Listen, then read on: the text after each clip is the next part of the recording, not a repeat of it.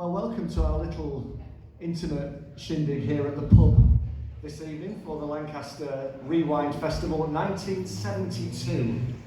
We're going to take you back. I have to say, first of all, none of you look old enough to begin with. But if you do by chance remember 1972, then we're going to give you a bit of nostalgia and a few memories as well. Let's just a quick check first of all. Anybody in the room actually go to Lancaster University in the early 70s? Ooh, a couple of you. Late 70s. That's fine, no problem. Mid-70s. That's equally fine. Late 60s. That's when you started, yeah, that's right.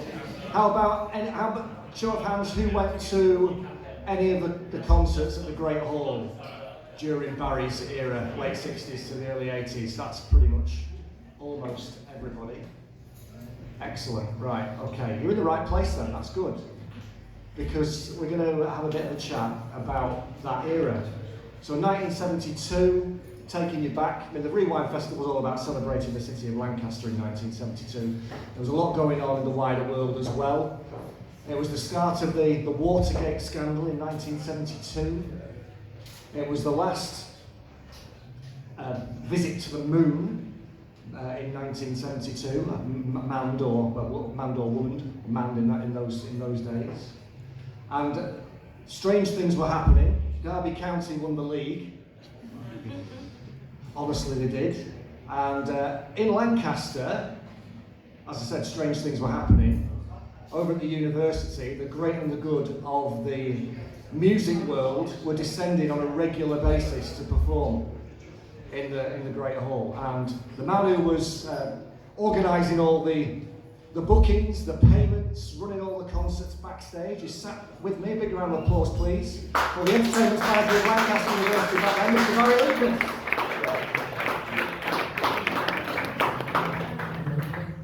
Good evening, Barry. Good evening. So, Barry, tell us, 1972, what's the life of Barry Lucas like 50 years ago? I was... Is that good? Well, there was no grey hair. My black hair was a lot longer. In fact, it was down over my shoulders.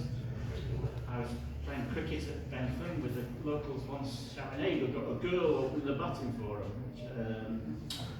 And I lived in Dallas Road, in a fine Dallas Road. And 72 was the year I made it in the Ringer Bells.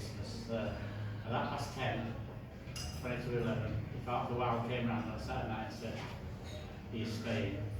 You knew you'd cracked it with the locals. You were regarded as a Lancastrian, yeah? So you could have the lockings, the famous lockings at the Ringer Bells. So when did you start at the university then? When did you first come to Lancaster? I came to Lancaster in 1968, and was a student in 68 to 71. And when did you become the entertainment manager? That would have been that long before 1972, I would imagine? No, it was the autumn of 71. It was my first professional year, although I'd been doing this as a social spec for 18 months before that. So my first concert was in May 1970 with The Who. Not a bad start. No, well, I keep thinking now, I was 19 years old and I was in the dressing room with The Who, sort of sorting out payments. It's just bizarre, I don't know how it happened. Well, I do, but I mean, it's bizarre. Tell us, I think a lot of you may have heard some of these stories before. We're going to give you maybe some stories you have heard before, but some that you won't have done. But the one that I always like is that you tell me about The Who, is the one about Pete Townsend and Roger Daltrey being out in Lancaster city centre in quite unusual circumstances on the day of that concert or around the day of that concert. Well, on the night of that concert, they were staying in Lancaster back in those days, only had minimal hotels, and they had one hotel that's working down. So the band was staying there, and for some bizarre reason, the concerts in the Great Hall in those first few years went on till 2 in the morning. So we used to have 3 bands on, and the main band wouldn't go on till 12, something like that. So the Who played that, finished, went down to the Walking Arms, and there's been some pictures up there from 1972 with the Market Square, and those who remember the big toilets in Market Square. Yeah, it was big old metal railings and you go down into the bowels. Anyway, so it was the height of the Vietnam War, and the American students at the university had organised an all-night vigil, and joined by other students, obviously. And they were in the square, and Townsend and Dorothy got the night porter. Said, "Can you make us some sandwiches with these coffees?" So, yeah, run around down doing this one. So they pulled it all onto trolleys and they wheeled them out of there and down to the square, and they sat with the students until about 3 in the morning, dishing out teas, coffees and sarnies and chatting about righting the wrongs of the world. Right? Wouldn't it be nice to think that bands did that today? So that was 1970. Oh, a big thank you, by the way. I think most of these photos that you're looking at, have a look at them from the history of Lancaster, have been provided by Andrew from Lancaster Past and Present. So a big round of applause to Andrew for giving us those lovely memories in black and white on the screen.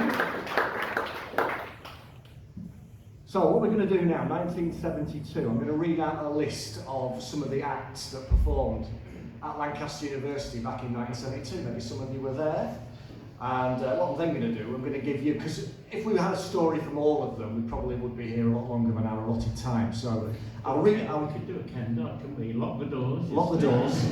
Well, I would do, but we've got Mr. Chris Foster doing a quiz straight after us. So we need to make way for Chris at some point this evening. So yeah, 1972 we had. This is unbelievable. It's just crazy.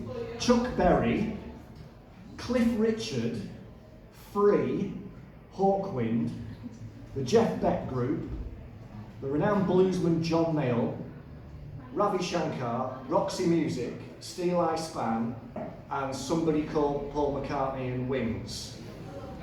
And that was just in 1972 alone.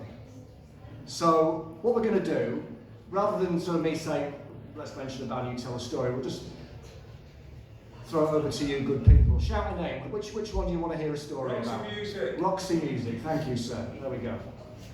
Well, this was on my very first tour. In fact, I got a phone call from Island Records the previous summer. This gig was on in November, and they phoned me up and said, "Can we have November?" I think it was a 7th, something like that. Can we have November 7th? Well, so I said, "Yeah, why?" He said, "Well, we don't know, but we're going to have a band on." I said, "Well, who are they?" I mean, Ireland at that time had all the best bands around, of that sort of underground categories. And so I said, "Well, who are they?" He said, "No, we haven't made the band, we haven't formed the band yet." So I said, "Right, okay, yeah, all right, trust you, we'll do it." He said, "Well, I'll tell you what's going to happen. They're going to be called, we don't know what they're going to be called, but they're going to have," and he listed kind of music, he listed what newspapers, what national magazines, what colour subs, what the music press were going to say about them. All this was in May, before the band had even been formed, and they're going out in June. And in November. So that first tour, I think we had a 2nd day or 3rd day on the tour. Anyway, so about middle of summer, he said, "Oh, by the way, the band's called Roxy Music." Okay, sounds all right to me. So I got the music on, and of course, by that time, everything that they said was going to happen, happened. So when people sometimes think that people appear from nowhere, it's not always like that. Ireland knew what they were doing. They were very clever in composition and stuff. So Roxy Music performed. At the end of the night, the band manager came up and said, "Oh, see you on the next tour." And I said, "No, you won't. You're going to be too big to play on the next tour." "Oh no, we'll always play Leeds and Lancaster." So yeah, well, okay. Anyway, so the next tour, they didn't play Leeds and Lancaster, they only played St Paul's. But about three years later, they did play Leeds, and the guy was a new social sect, and we became very good friends. Despite rivalry between Leeds and Lancaster, I'd never hit it off with Leeds social sects before, but this guy I got on really well with. And he played Roxy Music £6,000 a night. Now, if you think I was paying Pink Floyd 1,500 quid, so that was just mind-boggling. It was just ridiculous. But that was the only way to get there for Roxy Music. And what were you charging per ticket for people that come in and see Roxy Music back in 1972? Well, I got into trouble because when I first started the thing, most they were charging like 50 pence and 70 pence. And I put it all up to £1, and I got slated by the NUS on that, saying this is exploited. It's disgraceful. I know. Mind you, that 25 pence could probably buy you 2 pints in those days, so it's not quite that bad. And this is the classic lineup of Roxy Music, so we're talking Brian Ferry's there, yeah, Brian Eno. Yeah. Did you get a chance to speak to Brian Ferry at all? Yeah, No. Not at all? He was too famous already. Right. He got to be on the road 3 days. So that's the level we're talking about in 1972, performing at Lancaster University. Any others you want to hear? Paul McCartney. Paul McCartney, this is a classic. Did you, Paul McCartney ever get a copy of your book, by the way? No, he wouldn't pay me the 30 quid, so I wouldn't send him one. He's only a multi-billionaire, but anyway. Yeah, no, and that's, well, okay, well, I'll come across that part of the story, right? So it's a long story.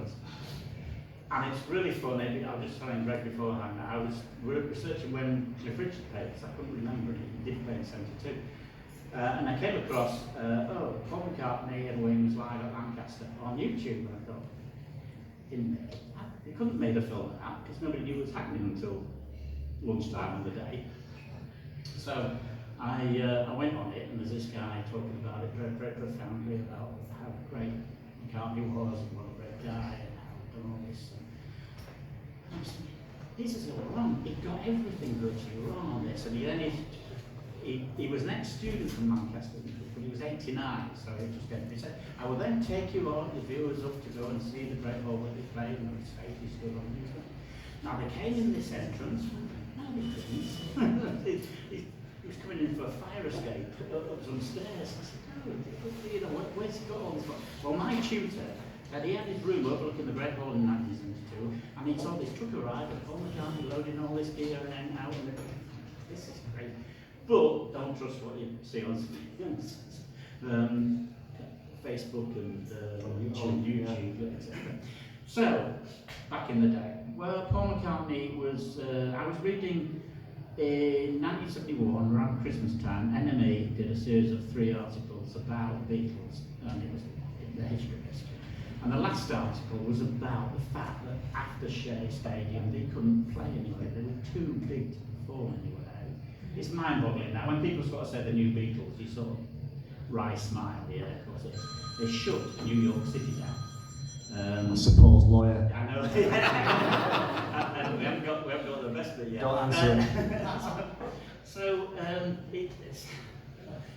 So they couldn't play away. So McCartney said, why don't we just go out as Bert and the Four Brown Ales or something, or then play village halls or local halls under pseudonyms. When the people turn up on a Saturday night and they pay 10 shillings, 50 pence to get in, the Beatles perform. Well, apparently Ringo was up for it, but the other two weren't, surprise, surprise. So it just died to death. In January, I was talking to June Wang, who's an agent, an old-time agent, and she put John Mayall in, and she put a couple of others, acts of that calibre of that type in. And I said, can you get to McCartney? And she said, well, yeah, we invested a lot of deals. I said, well, just listen to it. I said, we've got a rag ball coming up, we've got the rag week coming up in March, and does he want to go on, I know he's got Wings together, I know they haven't played, but does he want to do a live show? Yeah, come up with him. And just play on the bill. Unannounced, not announced on the bill. So she said, well, I'll put it to him. So she did, and I didn't hear anything. So I thought, oh, well, that seemed a good idea at the time. The week of Rag Week, on the Monday, June phoned up and just said, your date's on. And I went, what? Correct. So I went up to check on the hall, and whether, I don't know why, I just, hell, oh my God. Came back in the office, and there's two sort of guys in denim jackets with long hair, and Alan Murray was sat behind the desk.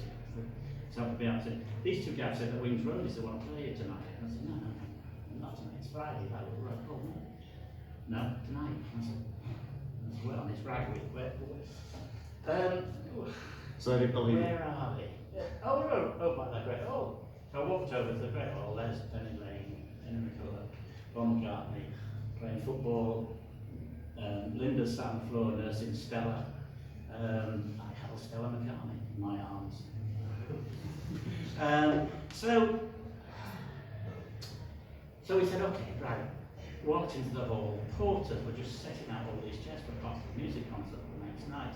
And there's a big old wooden chairs, and they're down in a cellar with no lift. We love architects and planning. So there's these two little guys who are in their, young now, 60s, lifting all these things out. I said, stop! They said, what? I said, we're going to have a pop show on tonight, a rock show, a pop show, a pop music on tonight. They said, go away, or what's that effect?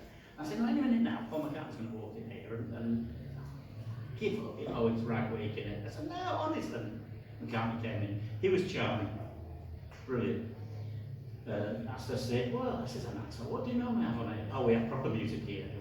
Classical music, not what we all wish. So, anyway, so that all went. So we got it. So I had to walk around campus with a megaphone saying, Paul McCartney in the hall tonight, 50 pence to get in, come on. So people, I couldn't get it out, really. I phoned the ear up and said, get it in the window, get people told, to come up, but I couldn't really get it out to my punters. I mean, 60% of my audience, the Great Hall for shows, were local people, they weren't students. So I wanted to do that, I couldn't get it out. So, anyway, that sort of, that started to snowball. People started to, they thought, well, 50 pence, worth the risk, isn't it? Gray Osterbury, who was the General Secretary of the Union, that night had got a local band, the Manchester Semicolor band, to play a miners' benefit, because he was a miners' strike. So he said to me, what's going on? He said, who's going to come to my little band in the Bowling Refectory when the Beatles are on a bloody Great Hall, 30 yards away? He said, I want to see this Paul McCartney. I said, right. Well, Gray was a poet, but he was a miner's son, and he was a fighter, and played rugby league. And we got on really well, but I didn't want to trust him going. So eventually, he went to see McCartney. He was going nuts, and McCartney said, don't worry, you'll have an audience, I promise you. So Gray went away. So we did the show. They played the songs, repeated several songs because they didn't have a full set, and then said, look, we've got to finish now, we haven't got anywhere else we can play. We played Long Tall Sally about 3 times. But McCartney said, well, some friends of ours, really great band, are playing in the refectory down there. We're all going after the show. 1,100 people descended on Bowden Refectory. So that taught him a lesson.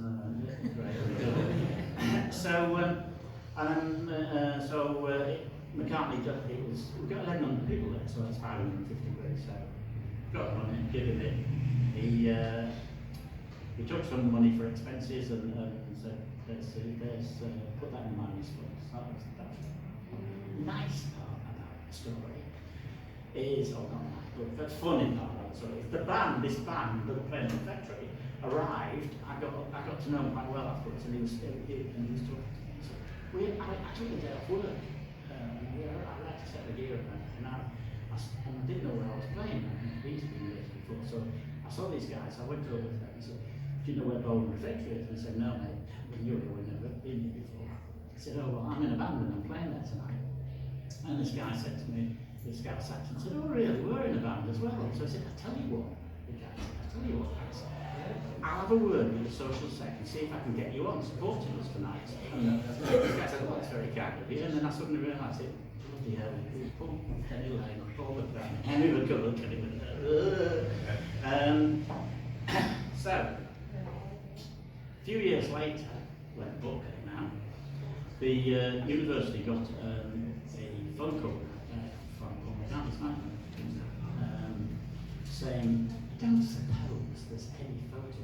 We're phoning all the venues that we did on that little punchy tour because there's no photographic evidence. We can't find any photographic evidence of that tour. And they phoned the alumni department, and James Sylvester, the alumni, said, well, actually, there is some. And they said, well, we haven't found anybody who's still around, you know. Who was there at the time? I said, well, there is a look here, some old guy. So they put me in touch with them, and I said, well, yeah, we've got 3 photographs in the book, including one with Paul and Linda on the stage. They were, really? Oh, really? That's what I said, oh, this sounds great. When's the book coming out? I said, it's coming out in about a month's time. Oh, right.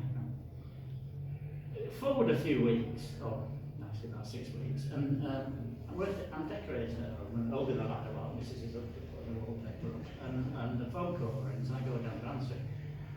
And that was about 10-15 minutes, and she goes, where are you in? So I said, oh God, I said, that was Paul McCartney. She said, piss off. And I said, why? It was Paul McCartney, he wants a copy of the book, but he won't pay the 30 quid, so I'm not doing so anymore. So He still wants his few hundred quid back from the miners, I guess. Perhaps, so about, now this is where it gets slightly, this isn't in the book, right? So, in the book I'm very nice to Mr. McCartney, I said, you get 550 quid. I said, it took 50 quid for expenses, you give us 500. No, it didn't. It took the 500 quid for expenses and gave us 50 quid for the minus thing. So, I'm now being a bit more honest. So, a few months after the book came out, I got a phone call in there. It's from, hang on, I've got all the guys that keep getting his name. I'm Adrian Sinclair. He said, I'm Adrian Sinclair, I'm a historian. And I said, all right. He said, I'm assigned the British Library and I'm reading your book. So I said, oh, right, okay. He said, well, I'm doing a story about this wing store, the university wing store. He said, yours is interesting because your story is totally different to what McCartney's official one is. I said, don't tell me, I don't know. I said, it was all his idea and he did it. He said, well, that's what it says. So I said, well, all right. So I gave him a list of names of the people involved and he phoned me back about 3 weeks later. I said, I checked all your side of the story from more people like you, more people in the business, and yours is the right one. In fact, yours is the one that's going in the book. So I said, well, that's okay, thanks. So anyway, so we asked, there's a girl called Cheryl Walmsley who took the photographs. So we asked her if we could send the photographs to McCartney's office. So she said, yeah, of course. She phoned me about a month ago, 2 months ago, and she said, I've just been on McCartney's website, and there's all my photographs there. And they're all credited to Linda McCartney. and I said, well, considering one of them is of Linda McCartney herself, that's an incredibly skillful job she did. I know she has something to do with Kodak, but I mean, no selfies in that. So she said, well, I've told them, can you credit me? Because they're my photographs. And they sort of said no. And she said, well, I want you to credit me. I'm quite happy for you to have them and use them on the website. But credit me. Anyway, she said, I went back on like 3 days later and they're all taken down. So, anyway, so that's Paul McCartney. It's a bit longer than it should have been. But well worth a round of applause, I would say. Brilliant.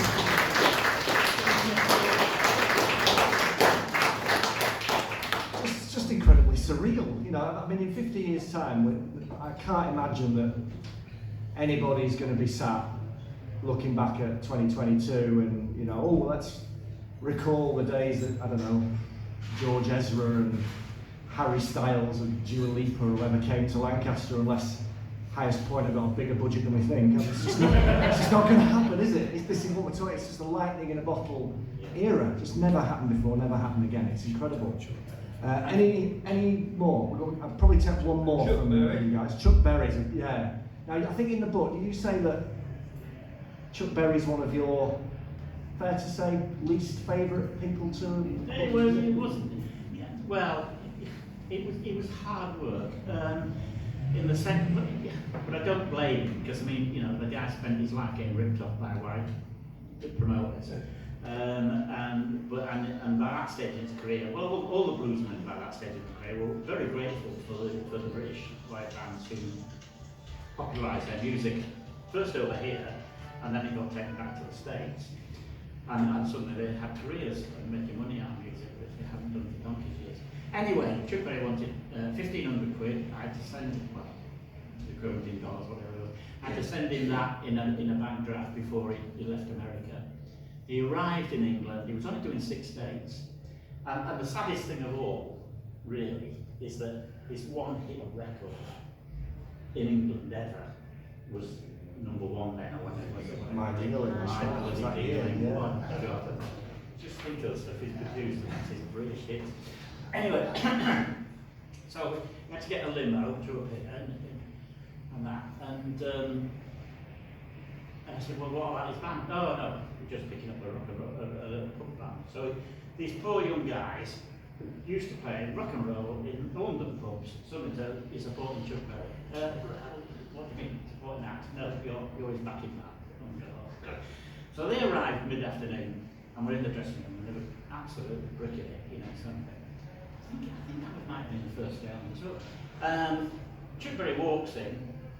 He said, before we do anything else, I want the balance of my money now before I go on stage. I said, oh, okay. So I give him the balance of money. And the lad said, what's the set list? He says,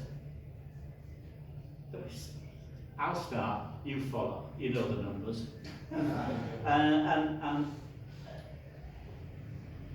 And it sounded exactly like that. It was embarrassing. It wasn't a very good show at all.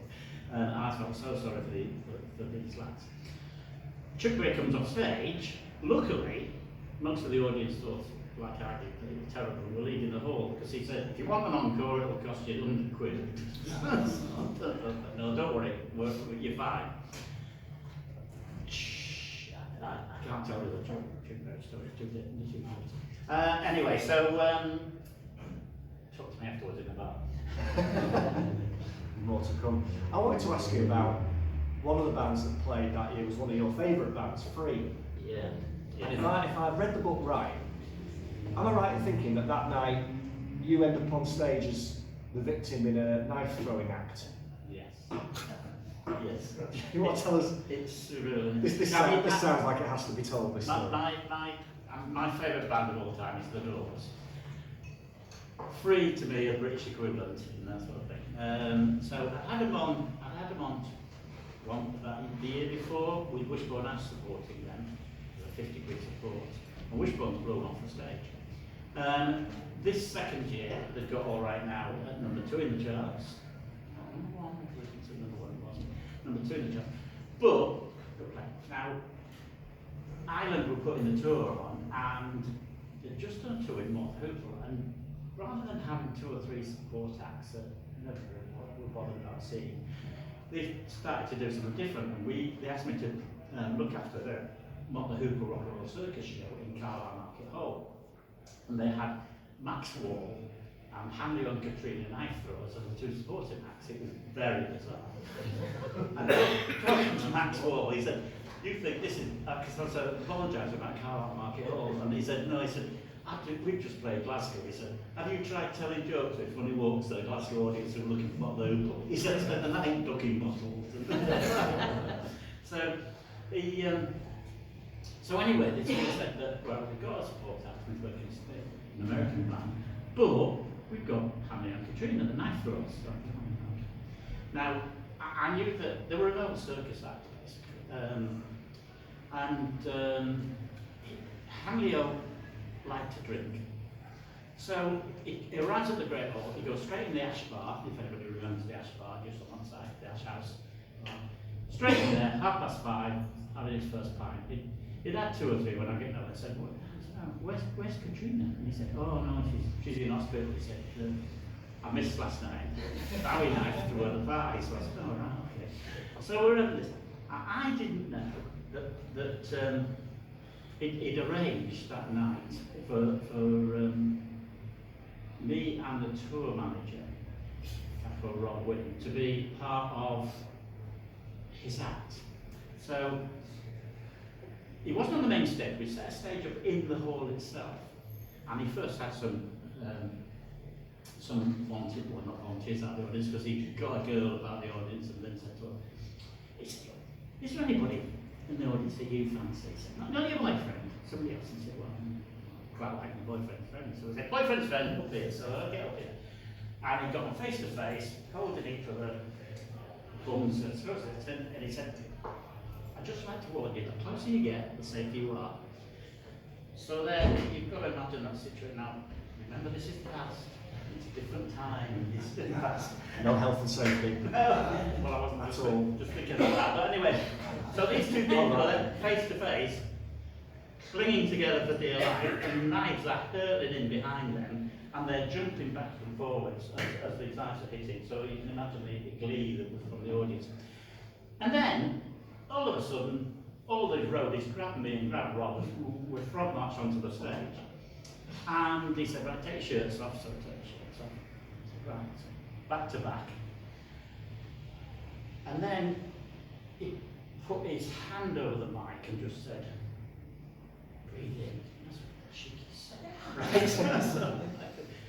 and this Bowie knife, and then like, that's like, boom, it was about that far from my face. And I went, Jesus Christ. And it was like this.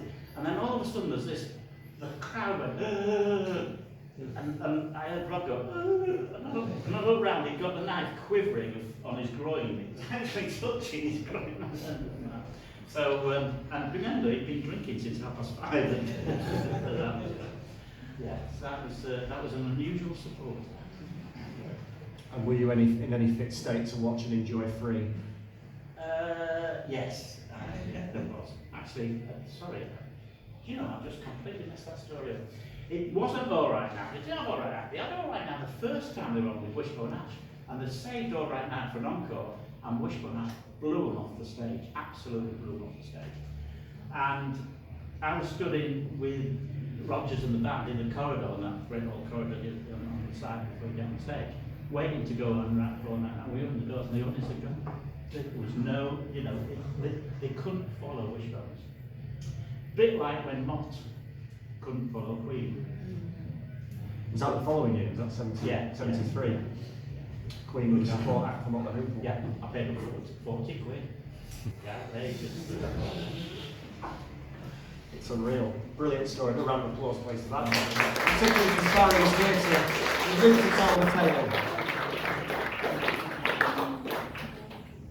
So also in 1972, there were a number of acts that got away as well. I mean, throughout your time there, there's stories in the book, and some copies. We haven't got a copy of the book, incidentally. We do have some copies available, which are available afterwards of the new edition. Of the new edition.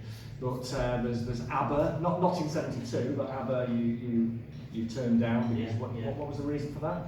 Well, they don't have rock groups in Sweden, do they? No. And they wanted 50 quid. That was 10 quid more than Queen. More than Queen? Yeah. That's fair enough then. Rolling Stones, that wasn't your fault though, was it? No.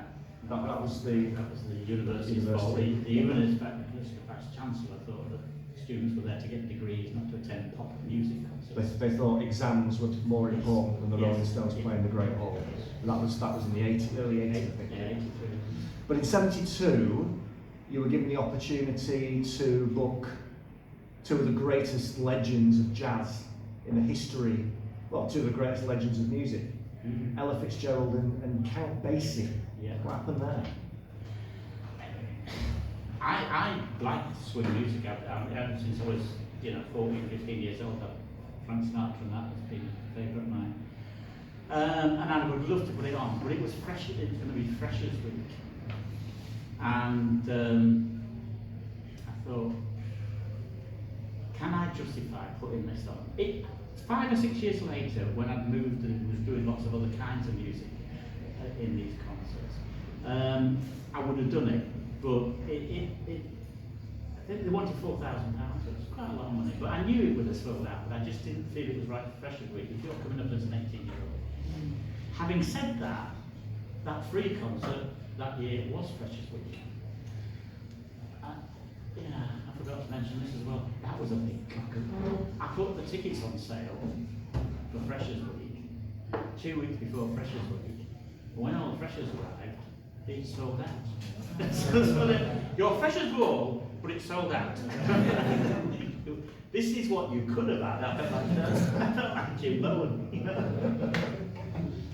And was Leonard Cohen 1972? Yeah, Leonard Cohen's 1972. I was meant to have it down Leonard Cohen. That was going to be fun and games. A limo for him and 2 limos for all his crew and everything up from Heathrow and back again. And 6 bottles of wine of local vintage. So that was going to be Mitchell's bomber. Didn't he want a grand piano? Oh yeah, he wanted a grand piano. Well, yeah, that does happen. I suppose it might be reasonable. Yeah, but he also wanted a bloody Hammond organ as well. So how many instruments did he play at once? So that was pretty much pricing themselves out then, really. For No, I'd have paid it. They didn't do the tour. It was 1,500 quid, which, yeah, okay. I paid that for Floyd, I paid that for a few.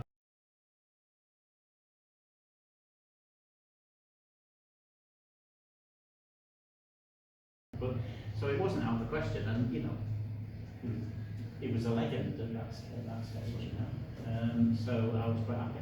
And the same with the following year, I had a contract. I've got the contracts here just to prove I'm not lying. For Lou Reed as well. That was spectacular. But again, the tour got cancelled, so we didn't get the date. didn't happen. Right. Was anybody at any of these 1972 concerts that we're talking about? Anybody at all? The Queen. You were at the Queen one in 73. What do you remember about it? Not a lot. It was a good one. It was obviously good. It was a good one, not a lot. Yeah. I was just thinking how young it must have been. Did the Who play a game? Who won? The Who, did they play a game? No. So what year did they play? 1970. 19... 70. They were old times by that time. So my brother used to It was the Who Live at Leeds. They should have had it like Who Live at Lancaster, but they couldn't get the recording studio through the bloody gates at the back of the hall and the little loading bay, so they couldn't get near enough the stage to do it. So Well, my brother used to take me. Well, I was only 12 in 1970. You must have looked old. Somebody sat the entertainment manager. What's going on? Like 12-year-olds in. If they've got money in their hands, they can come in. Right, moving swiftly on. So we've talked a little bit about some of the gigs from 1972. If we've got time, we might go back and revisit some more. But Barry also, round about 1970, sort of the turn of 1971, 1972, another very famous Lancaster institution was born. Tell us about that, please, Barry. Yeah, in 1971 autumn, I'd become full-time, so I was doing a job. And Nigel Waller, who was my head of security at the shows, had graduated with me, except the one had gone home to Great Yarmouth. So we'd always said that it was ridiculous that there wasn't a decent record shop in Lancaster. There's about 4 record shops in Lancaster at the time. But I remember going into Simmons' record shop in Garden Street, wanting the Velvet Underground with Nico, and went in. I said, "Have you got Velvet Underground?" Yeah. So with Nico, we got Nico with it. Oh, Nico, hey, he's good, that Nico. And I went, so I had a conversation for about 10 minutes and then going away. So I wrote to Nigel and said, "Are you doing it?" And he said, "Well, actually, I'm working on green groups or something Great Yarmouth front recently off." So I said, "Well, do you fancy coming up and trying to open a record shop?" So he said, "Yeah, no." So he came up. We went to Lancaster Market, and it was before it was a slightly development. Lancaster Market virtually went down to the slip in, and at the bottom corner. So if you're looking for the slip in sort of behind you, and that bottom corner, there were 2 old butcher shops, and they still had the neat hooks hanging down. They were closed up, having been closed for years. So I went and had a look at that. So we went to the market super and said, "Can we open that shop and have it as a shop?" And he said, "Yeah, it is." So how much is it? He said, "Well, rent, rates, lights, electricity, 10 quid a week." Okay, we'll do it. So we opened this shop and as a record shop. And we opened it in December 71, so really 72 was the first year. The first record we sold, I remember it clearly, was Atom Heart Mother. Floyd was but we didn't sell many other records until it sort of got going. So we opened that one, and Nigel worked in it on his own. I wasn't directly involved in the shop, except that it was my idea, because I was working for the student union, so I couldn't see that. It became a ticket outlet for us, and most of you were bought tickets there, but it didn't take any ticket commissions or anything like that, because of that connection with myself. It didn't seem right. But we became quite famous. Nigel himself. His factory. Oh, sorry, it's got it. Anyway, so Nigel used to sit in that shop, and you imagine when you just open a shop in Manchester Market, and you're in January and February and March. So he used to sit there, and he started at 8, and he went through, he listened to every album in the shop right the way through, so that we always knew. And that was the philosophy behind Era. It was that everybody cared about the music. That was the one thing. All the staff, you know, all the staff that had been involved in there, all cared about the music. We could have got cheaper staff, but Nigel didn't want that, because he said that, you know, if I'm working with people, I want people that have got the same kind of love of music as I've got. And some of them had expertise, like Laura House on country music, Malcolm on punk, etc. Eric going on was that first member of staff, and we actually became quite a famous shop. Decca Records said it was the best name, got voted the best name of any record shop in the country. We are on internet sites all over the world about famous record shops. One site we sit between, one in San Francisco and one in New York. It's Era Records, Market or Lancaster, so it's quite unusual really. Who came up with the name? Do you know, I can't remember. Maurice Hubbard came up with the design, which I think is still this is vintage vinyl, even records. Give me this as a thing to wear tonight. But I mean, we're going to have lots of Thea here, horror thing. We had beer here for an off license. We had beer here for yeah, it gets worse. Anyway, so we became Island Records, who were the record company for the kind of audience that we had. You had to buy their records through Polydor, I think it was, who were distributing them, except for a handful of record shops, 90 record shops in the whole country. We were one of those. We then became a chart return shop, and there was only 127 of those in the country. So this is a market, you know, in Lancaster. So all our sales were computerised, and that made the charts every week. So the charts were basically based upon Lancaster's record sales, along with 126 others. But you know, so it's quite important, and it was also it meant that we got some nice visitors dropping in. You know, I went in there one day, and Kim Wilde, who was a very attractive lady at the time, was sat behind Nigel's desk eating fish and chips and drinking a bottle of beer, and I'm here. Northern Man's Fantasy, so we then, a few months later, we had Noddy Holder coming in, and he went into the blue Anchor for a few beers and a beer stick.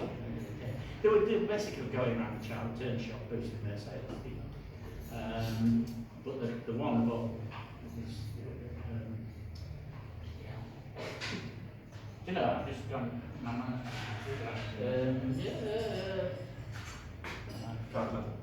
David Bellamy. David Bellamy? Yeah. No, he was a customer of the records? No, he turned up to, because he had his, I've written this down. Brontosaurus, will you wait for me? With the flip side was 06 Stegosaurus. He got to number 8 in the chart. Number 88, sorry, number 88. I was going to say, number 88. yeah, right, okay. Anyway, and Malcolm, one of the other companies, Malcolm wrote, Malcolm was our punk aficionado before all the rest of us were, you know. And he could see what was coming, so we were still on that bit of calculation, sound, blah blah blah. Everyone forgot me in 6 months' time. He said no. He wrote to Patti Smith through the record company suggesting that she releases Nickens Night as a single, and of course it was a big hit for her. And she wrote back to Era Records, Malcolm Care of Era Records, saying in handwritten, thank you very much. So it was great. So it was quite a special shop in that sense. We also, I mean, we had the headphones. On a Saturday afternoon, you could hear people sing terribly out of tune at the tops of their voices. We also, right from the off, discounted records. I mean, now they look silly discounts, but there were discounted records. All the other shops discounted to students, but our attitude was, actually, most of the students we there, we've got more money than the local kids, so actually, why the hell are students getting discounts when they've got grants? Remember grants? They've got grants to live off, so we discounted to everyone. Every Christmas on a surprise day, we never did it the same day, but everybody came in with our free drinks. And we, on our birthday, we hired a great hall and put the Jacks on. We had a couple of hit singles, and that was free for all the users. So, yeah. And didn't Era Records sell the 1 millionth copy of Rivers of Babylon? It did. Is that right? Yeah, yeah. WA Records phoned us up and said, you sold the one. Unfortunately, we didn't sell 1 million copies. We sold 1 million. But we got a platinum disc, and it has never been done. That's Nigel and myself and Malcolm, and with our chauffeur and It's been the Saturday Night Fever era. yeah, it is a bit, isn't it? And we got no record shop in the history of music has ever been given a platinum disc, so we got a platinum disc. And I got very drunk in the afternoon on their free goods. And Portrait, the Frank Sinatra record, the sleeve is a portrait of Frank Sinatra. And I was sat in the CEO's office, going on about how I love Frank Sinatra, that's when I was going on about it. In the end, he got so fed up, so you picked the picture off the wall. There you go. So I'm coming back to Lancaster on the train, grinning with his picture of Frank Sinatra, and staggering up Moorgate. So I rented a house on Moorgate, two or two down, and picture of Frank Sinatra. I don't know where they went. So who remembers shopping in Era Records? Yeah. Oh, 1972, what were we buying in 1972 from Era I've Records? still got it at home. It's the average white band oh, yeah. that I got from Era in the marketplace. Brilliant. Listening on those.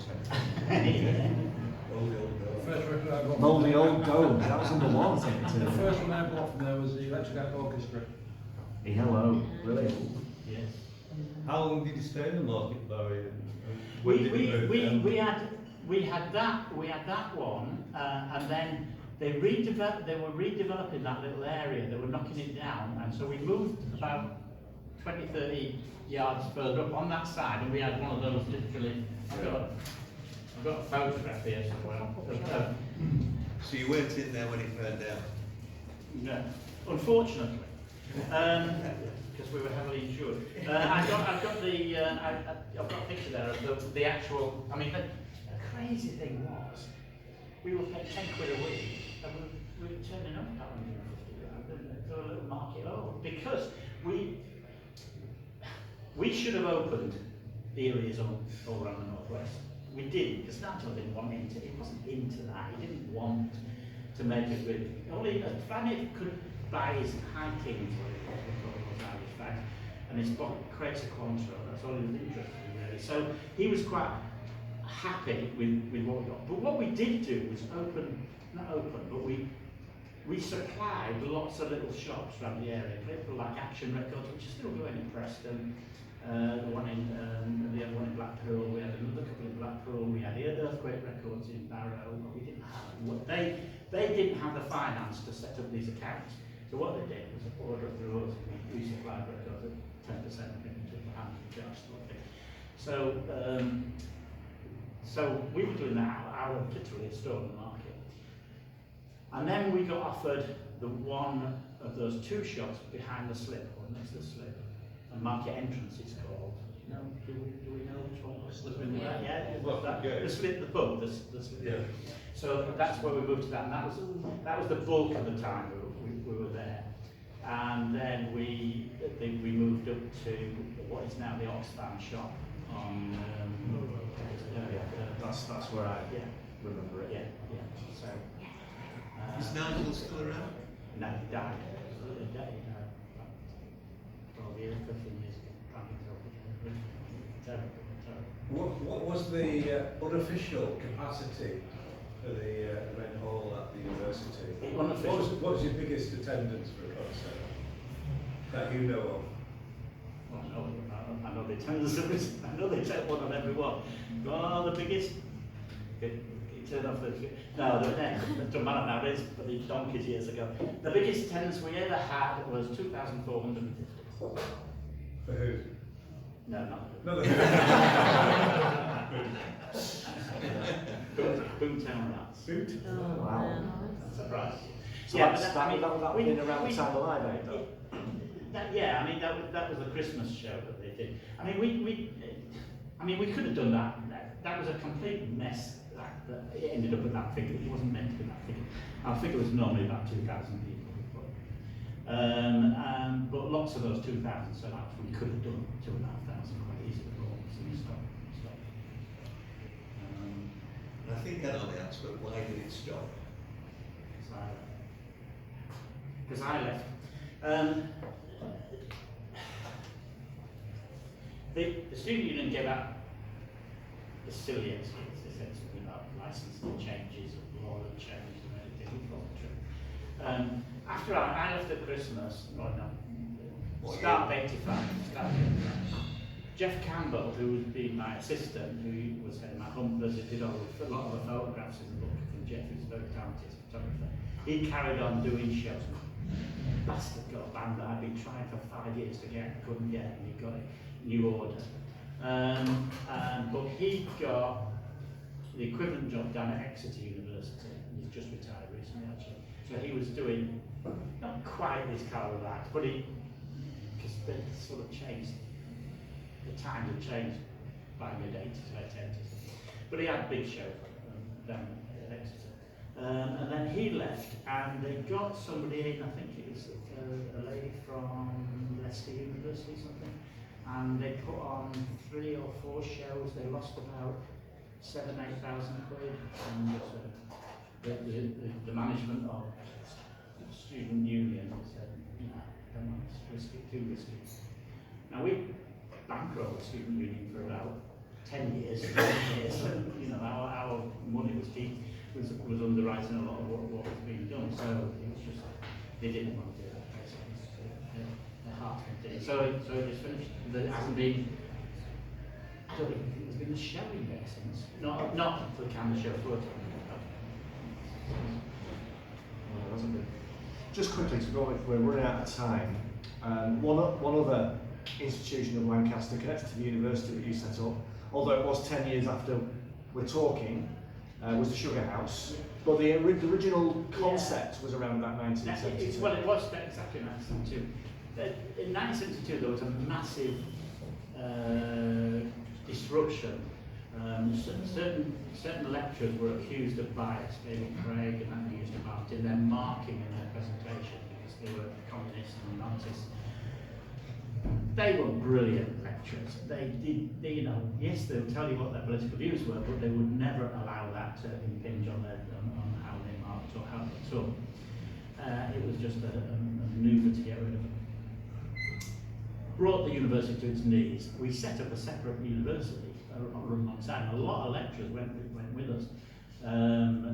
Panorama came and did a whole hour programme based around Lancaster University, what was happening at the time. We had national demonstrations, people from all over the country came to Anyway, what was the outcome? The outcome was Lord Taylor of Blackburn was asked to write, well, how had this happened, why this happened, etc. And one of his conclusions was, a whole chapter, one of his conclusions was that place sat upon the hill has got no bearing or no relationship with the town of Lancaster. It's got the University of Lancaster, it's got no relationship with the town of Lancaster, except for a Friday and Saturday night. when Lancaster goes up there, young people of Lancaster goes up there.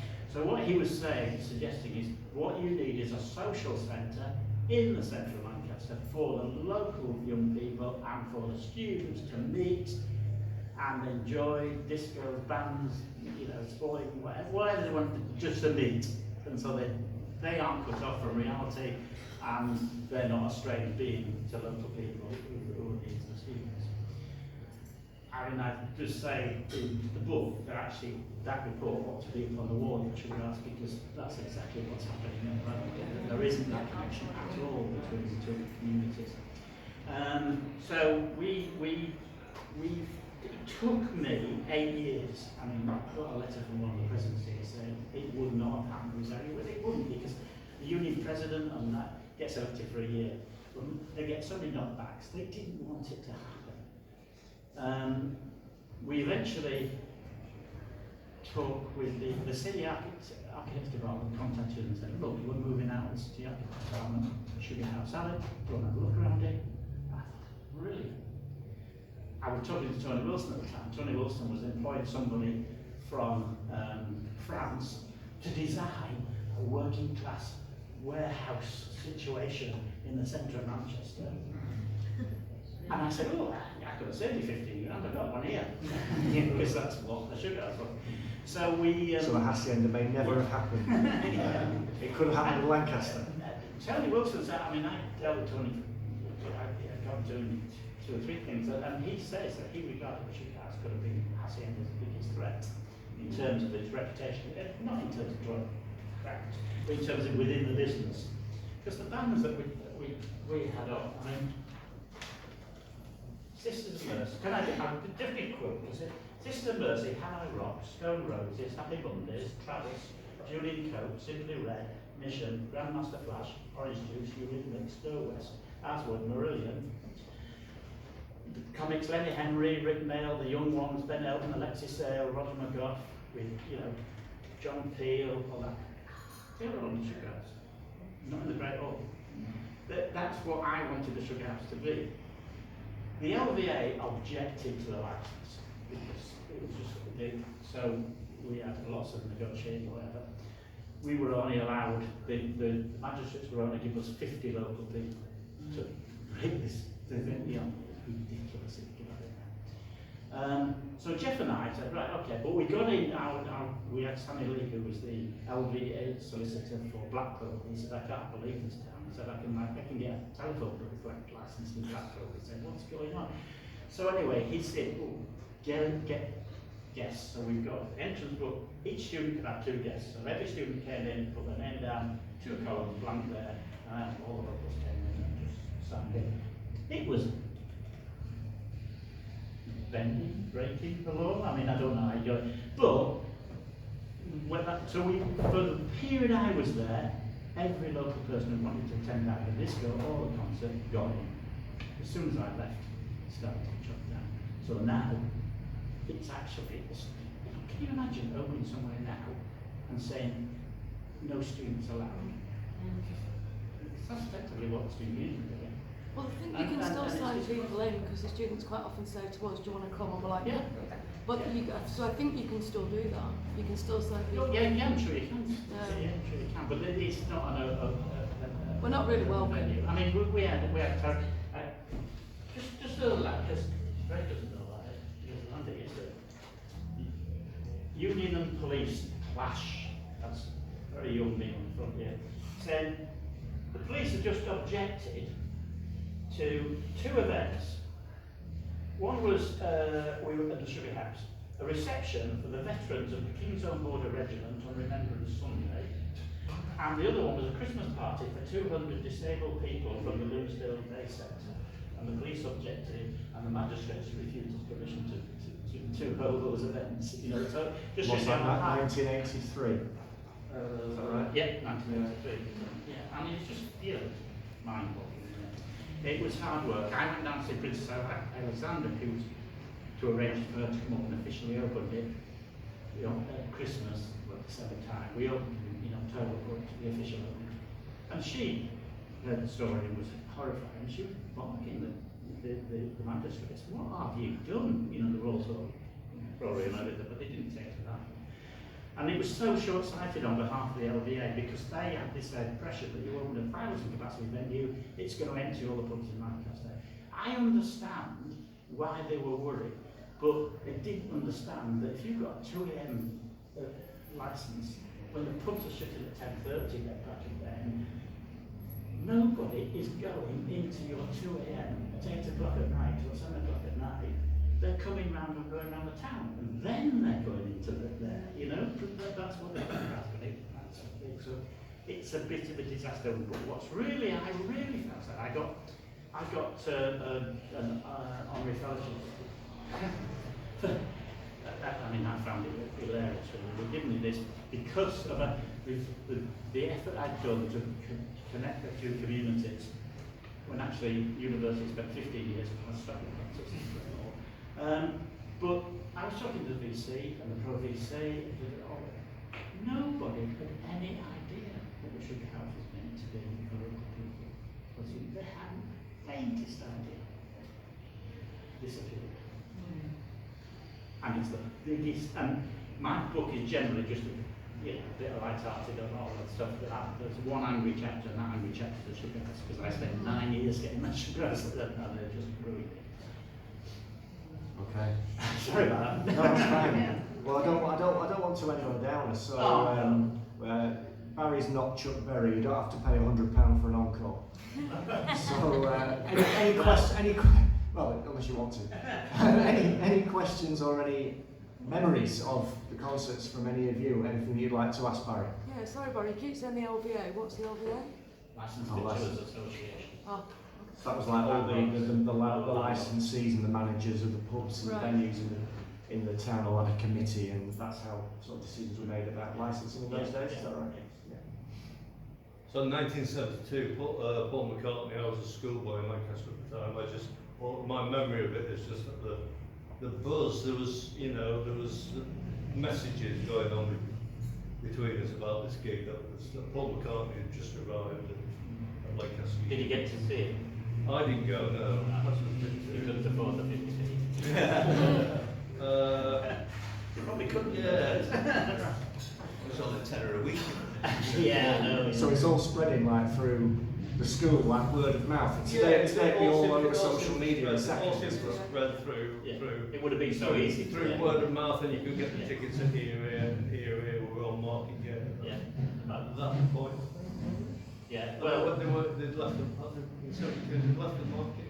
72, no, they'd still be in the market. Okay. Yeah. Anybody else? Just quickly before I hand you over What's to the strangest rider or request you've ever had from an artist at university? Strange. Or funniest or whatever? Something that sticks in your mind? Well, AC/DC had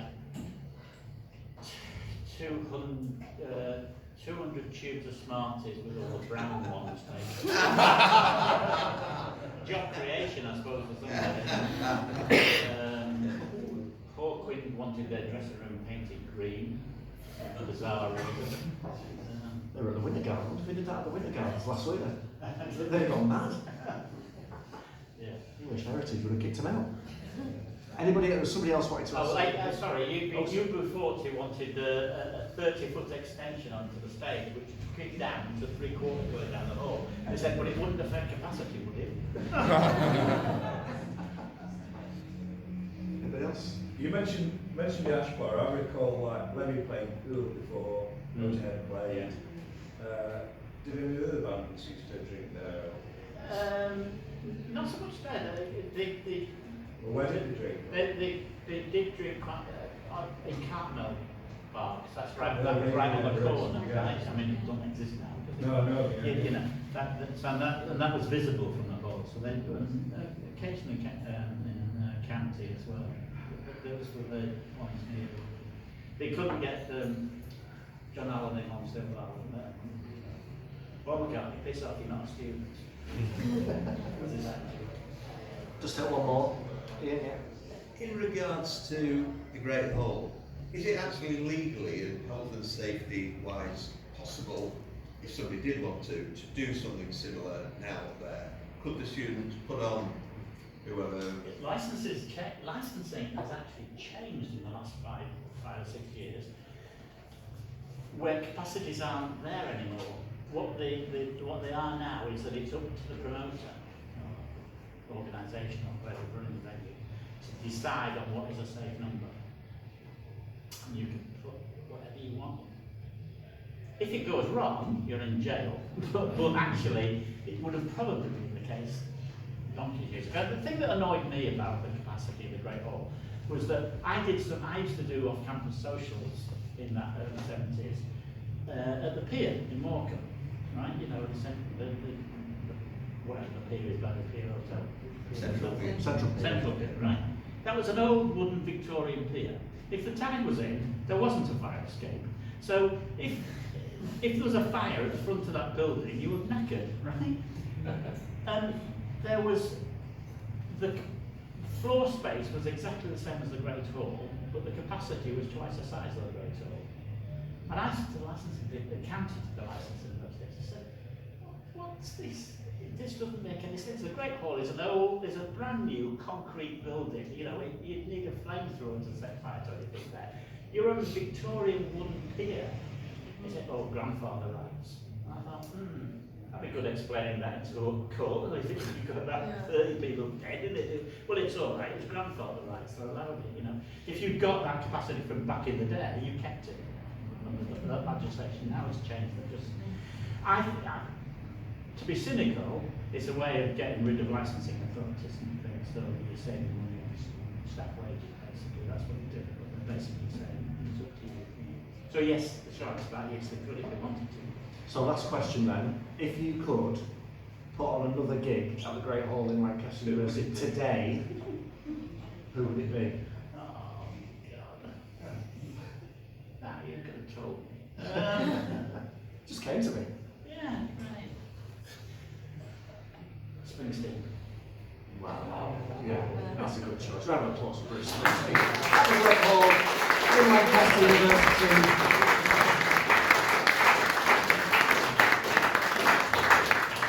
And that is happening in 2023 at £1 admission. Thank you very much, everybody. I hope you've enjoyed a little chat with Barry this evening. A round of applause for Mr. Barry Lambert.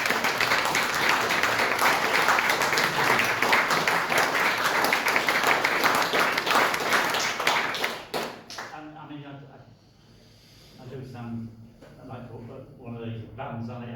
At the end, there's CDs are available. But if anybody, there's only 60 books left, and I'm not saying like, you know, in the theatre there's only 10 seats left. No, there is only 60. There will never be another reprint. If you want one, I've got 10 here, and you know, feel free and whatever. But I'm just saying, and it's a new edition, so if you want one. So yeah. But I'm not going to sulk if you don't want one. Yeah, if there's anything else you haven't had a chance to ask Barry, that's your opportunity to come up and have a chat with him, because he's going to be around for the rest of the evening. Speaking of the rest of the evening, I'm going to be handing over to Chris Foster for our 70s quiz, so please don't go anywhere.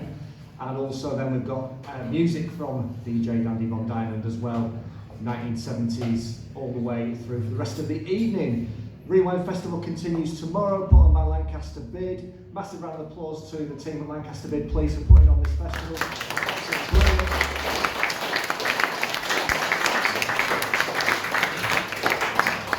And it continues with live music in Market Square tomorrow from 11. Thank you very much, really enjoyed it. I'll be around as well for the rest of the evening. I'm going to go to the quiz. Cheers everybody, thank you.